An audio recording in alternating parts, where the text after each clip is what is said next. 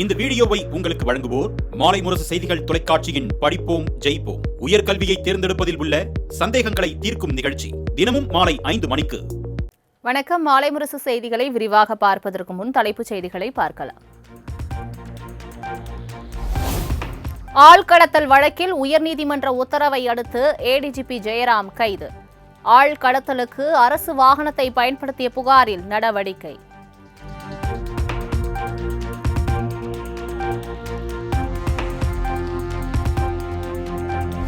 காதல் திருமணம் விவகாரத்தில் சிறுவன் கடத்தப்பட்ட வழக்கில் பூவை ஜெகன்மூர்த்தி எம்எல்ஏ உயர்நீதிமன்றத்தில் நேரில் ஆஜர்.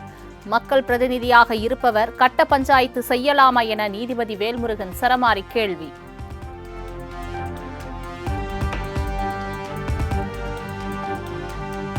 திருவள்ளூரில் சிறுவன் கடத்தப்பட்ட வழக்கில் காவல்துறையினர் விசாரணைக்கு ஒத்துழைப்பு வழங்க வேண்டும்.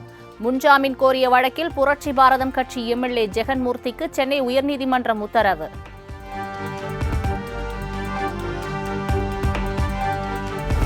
மக்களின் குறைகளை போக்க அடுத்த மாதம் ஜூலை 15ஆம் தேதி முதல் உங்களுடன் ஸ்டாலின் முகாம். மகளிர் உரிமை தொகையில் விடுபட்டவர்களும் இந்த முகாம்களில் விண்ணப்பிக்கலாம் என முதலமைச்சர் மு.க. ஸ்டாலின் அறிவிப்பு.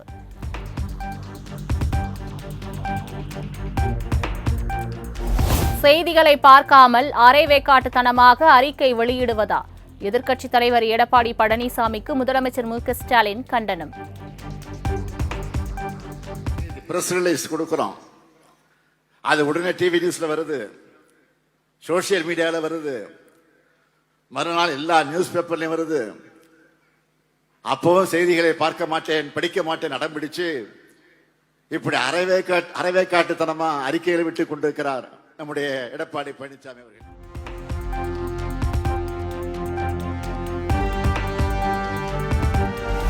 வாய்க்கு வந்த ரீல்களை அளந்து விடுகிறீர்களே, அதுதான் அரைவேக்காட்டுத்தனம். முதலமைச்சர் மு.க. ஸ்டாலினுக்கு எதிர்க்கட்சித் தலைவர் எடப்பாடி பழனிசாமி பதிலடி.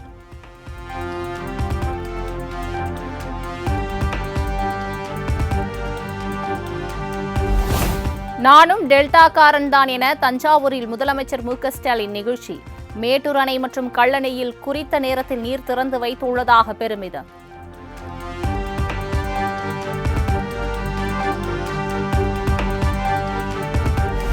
மீத்தேன் ஹைட்ரோ கார்பன் திட்டத்தை அனுமதித்த திருவாளர் ஸ்டாலின் டெல்டாவில் கால் வைக்கவே கூச்சப்பட்டிருக்க வேண்டும் என இபிஎஸ் விமர்சனம்.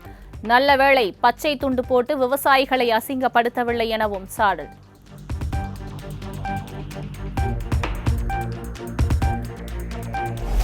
தஞ்சாவூரில் புதிய பல்கலைக்கழகம் அமைக்கும் மசோதாவுக்கு ஆளுநர் இன்னும் ஒப்புதல் அளிக்கவில்லை என முதலமைச்சர் மு.க. ஸ்டாலின் குற்றச்சாட்டு. உச்சநீதிமன்ற தீர்ப்புக்கு பிறகும் ஆளுநர் திருந்தவில்லை எனவும் காட்டம். தஞ்சை மாவட்ட மாணவர்கள் உயர்கல்விக்கான அந்த சட்டத்துக்கு ஆளுநர் அவர்கள் இந்த தேதி வரையில ஒப்புதல் தரலாம். நாம் அனுப்பிச்ச உடனே அவர் ஒப்புதல் தந்திருந்தா இன்னைக்கு இந்த நிகழ்ச்சியில் அழைக்க நாட்டி இருக்கலாம்.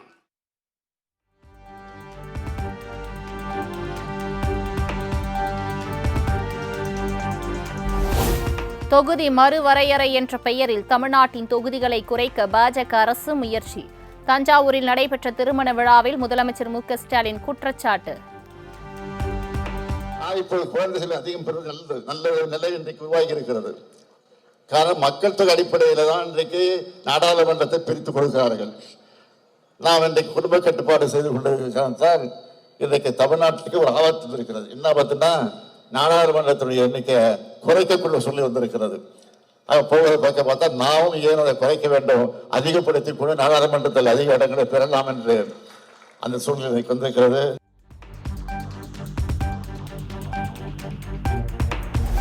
தஞ்சாவூரில் புதிய விரிவான மினி பேருந்து திட்டத்தை கொடியசைத்து தொடங்கி வைத்தார் முதலமைச்சர் மு.க. ஸ்டாலின்.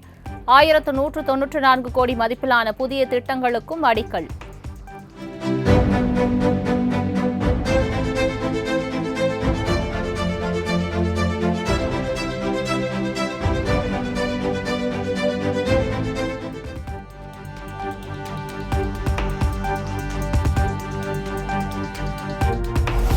திமுக கூட்டணி உறுதியாக இல்லை, உதிர தொடங்கிவிட்டது. பாஜக மூத்த தலைவர் தமிழிசை விமர்சனம். உறுதியாக இருக்கிறது என்று நான் சொல்ல மாட்டேன். உதிர்ந்து போகக்கூடிய நிலையில் தான் இருக்கிறது என்பதுதான் எனது கருத்தாக இருக்கிறது. ஏனென்றால் அண்ணன் திருமாவளவன் சொல்கிறார், நான் கூட்டணி கட்சியில் இருந்தால் கூட எனக்கு அனுமதி கிடைக்கிறதுல பிரச்சனை இருந்தது, எனக்கு கொடியேற்றுறதுல பிரச்சனை இருந்தது, ஊர்வலம் நடத்துகிற பிரச்சனை இருந்ததுன்னு. அதே மாதிரி சிபிஎம்மோட சகோதரர் சண்முகம் என்ன சொல்கிறாருன்னா, 99.5% வாக்குறுதிகளை நிறைவேற்றுகிறாங்கன்னா என்ன கணக்கெடுப்பு இவங்க நடத்துகிறாங்கன்னு அவர் விமர்சனம் செய்வார்.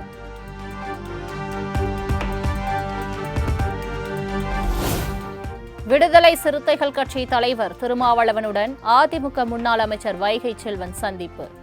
திமுக கூட்டணியில் சலசலப்பு நிலவி வரும் நிலையில் அரை மணி நேரத்திற்கு மேலாக நடைபெற்ற சந்திப்பால் அரசியல் களத்தில் பரபரப்பு.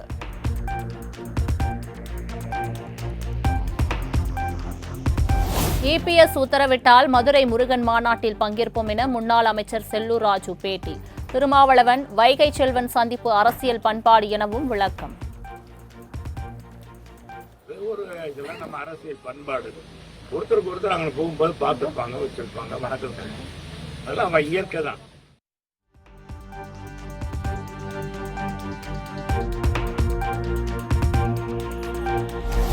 பாமகவில் நடக்கும் குழப்பங்களுக்கு திமுகவே காரணம். காஞ்சிபுரம் பாமக பொதுக்குழு கூட்டத்தில் அன்புமணி குற்றச்சாட்டு.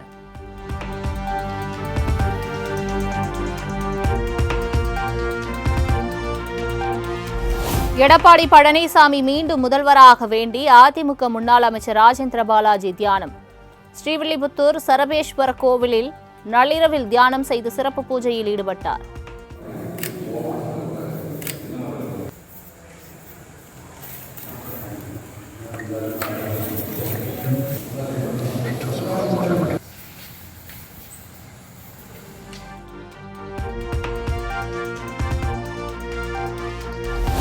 கேரள மாநிலம் பாலக்காட்டில் நகை வியாபாரியிடம் 1.2 லட்சம் 25 கோடி மதிப்புள்ள தங்க கட்டிகள் கொள்ளையடித்த வழக்கு. 5 தனிப்படைகள் அமைத்து காவல்துறையினர் தீவிரம். நகைக்கடை உரிமையாளரின் கார் கேரளாவில் மீட்பு.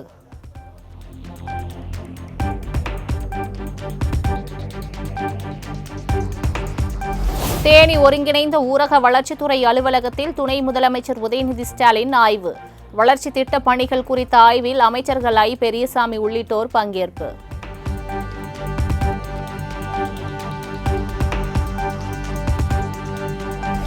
நீட் தேர்வில் தோல்வியை தழுவிய மாணவர்களுக்கு கவுன்சிலிங் வழங்க ஆலோசகர்கள் நியமனம்.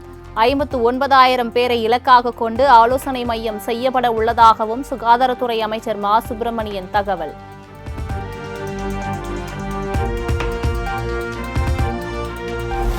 திருப்பூர் மடத்துக்குளம் அரசு மருத்துவமனையில் போதுமான மருத்துவர்கள் செவிலியர்கள் இல்லாத அவலம்.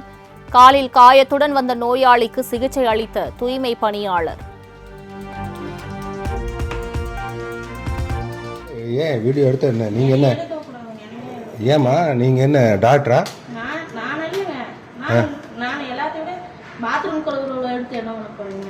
பாத்ரூம் கழுவு இது வந்து எடுக்கிற இப்போ ட்ரீட்மெண்ட் பண்றது கரெக்டா?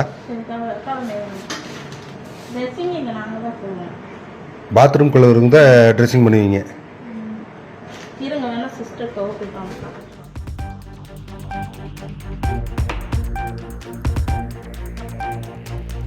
சென்னை மாநகர பேருந்து மேற்கூரை மீது கல்லூரி மாணவர்கள் ஏறி அட்ராசிட்டியில் ஈடுபட்டதால் பரபரப்பு. வியாசர்பாடி மேம்பாலம் மீது பேருந்து நிறுத்தப்பட்டதால் பயணிகள் அவதி.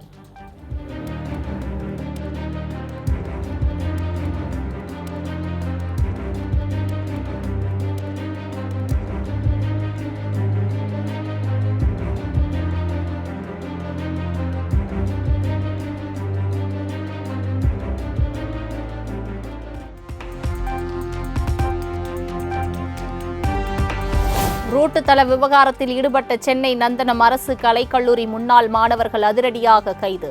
விசாரணைக்காக காவல் நிலையம் அழைத்து சென்றது தேனாம்பேட்டை காவல்துறை.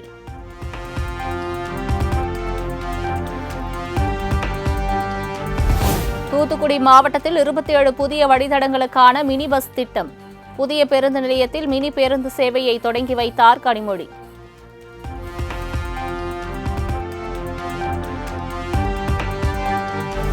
நெல்லையில் சில மாதங்களுக்கு முன்பு காணாமல் போன இளம்பெண் கொலை.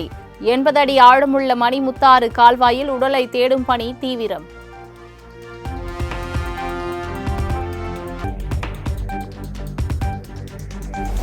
வேலூர் மாவட்டம் குடியாத்தம் அருகே மாங்காய்களை சாலையில் கொட்டி விவசாயிகள் ஆர்ப்பாட்டம். விவசாயிகளுக்கும் காவல்துறையினருக்கும் இடையே தள்ளுமுள்ளு ஏற்பட்டதால் பரபரப்பு.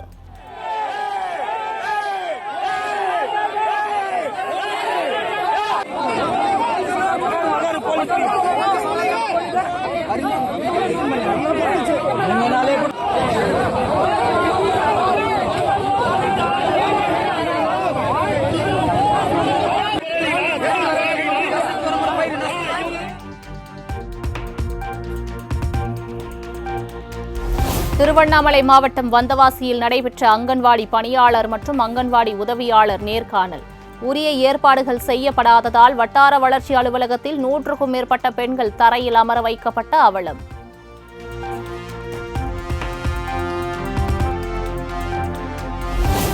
வாணியம்பாடியில் வீடு புகுந்து தொழிலதிபர் மற்றும் அவரது குடும்பத்தினரை கட்டி போட்டு கொள்ளை முயற்சி என புகார்.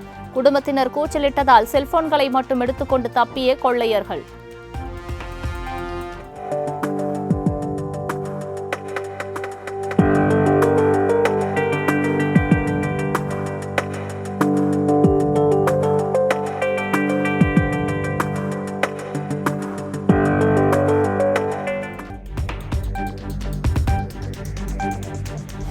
மதுரை சிந்தாமணி அரசு நடுநிலைப் பள்ளி வளாகத்தை ஆக்கிரமித்த கால்வாய் சாக்கடை நீரால் சாலையில் அமர வைக்கப்பட்ட மாணவர்கள்.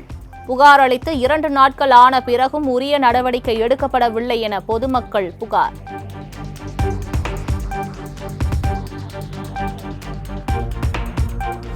திருச்செந்தூர் கோயில் பழக்க வழக்கம் மரபுகளை பின்பற்றி கும்பாபிஷேக நேரம் முடிவு செய்யப்பட்டுள்ளதா? இந்து சமய அறநிலையத்துறை ஆணையர் பதில் மனு தாக்கல் செய்ய உயர்நீதிமன்ற மதுரை கிளை உத்தரவு.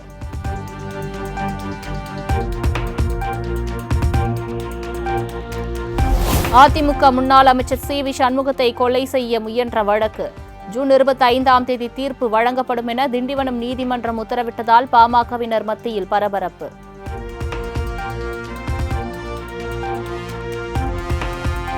புதுச்சேரிக்கு மாநில அந்தஸ்து வழங்க வேண்டும். குடியரசு துணைத் தலைவர் ஜெகதீப் தன்கரிடம் முதலமைச்சர் ரங்கசாமி வலியுறுத்தல்.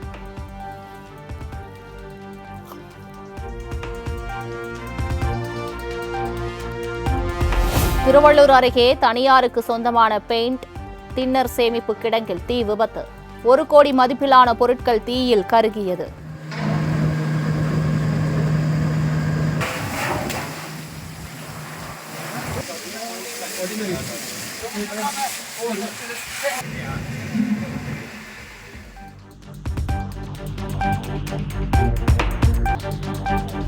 உத்தரப்பிரதேச மாநிலம் மஹோபா அருகே இருசக்கர வாகனம் கார் மோதிய விபத்து.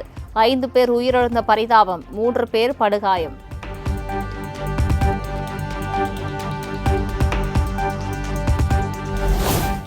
இது போருக்கான காலம் கிடையாது என நினைக்கிறேன். சைப்ரஸ் நாட்டு அதிபருடனான பேச்சுவார்த்தைக்கு பின் பிரதமர் நரேந்திர மோடி கருத்து.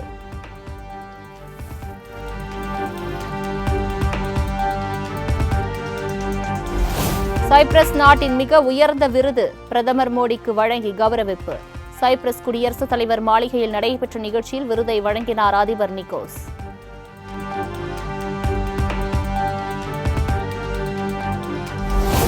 அகமதாபாத்தில் ஏர் இந்தியா விமானம் விபத்துக்குள்ளான பகுதியில் போயிங் நிறுவன அதிகாரிகள் ஆய்வு.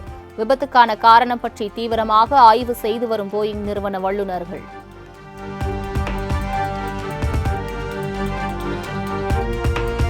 அகமதாபாத்தில் ஏர் இந்தியா விமான விபத்தின் புதிய வீடியோ வெளியீடு. உயிர் தப்பிய ஒரு பயணியின் காட்சி வைரல்.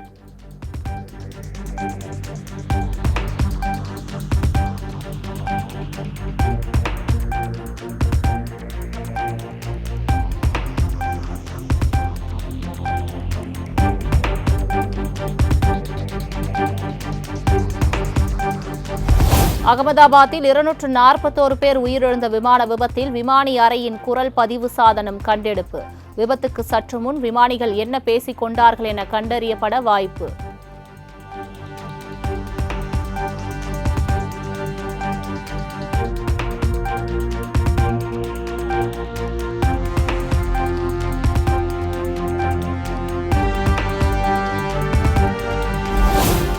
மக்கள் தொகை கணக்கெடுப்புக்கான அறிவிப்பை வெளியிட்டது மத்திய அரசு.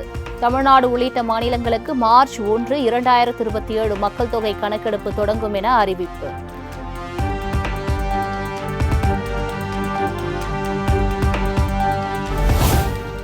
ஈரான் தலைநகர் தெஹ்ரான் மீது ட்ரோன் மற்றும் ஏவுகணைகள் மூலம் இஸ்ரேல் அடுத்தடுத்து தாக்குதல் நடத்தி வருவதன் எதிரொலி. தலைநகர் தெஹ்ரானிலிருந்து இந்தியர்கள் வெளியேற மத்திய அரசு அறிவுறுத்தல்.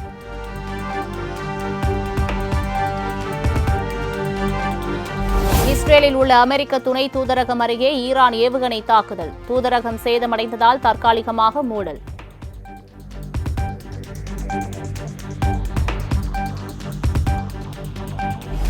ஹாங்காங்கிலிருந்து டெல்லி வந்த ஏர் இந்தியா விமானத்தில் கோளாறு. நடுவானில் பறந்தபோது விமானி தொழில்நுட்ப கோளாறை கண்டறிந்த நிலையில் மீண்டும் ஹாங்காங் திரும்பியது.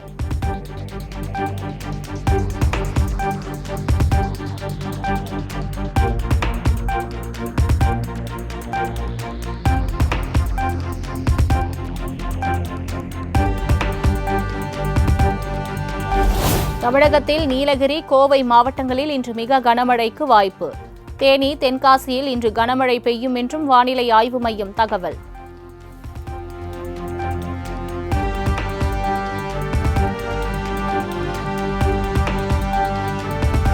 திருப்பதியில் ஆந்திர முன்னாள் அமைச்சர் ரோஜா, நடிகைகள் மீனா, இந்திராஜா உள்ளிட்டோர் வழிபாடு. ஆர்வமுடன் செல்ஃபி எடுத்துக்கொண்ட பக்தர்கள்.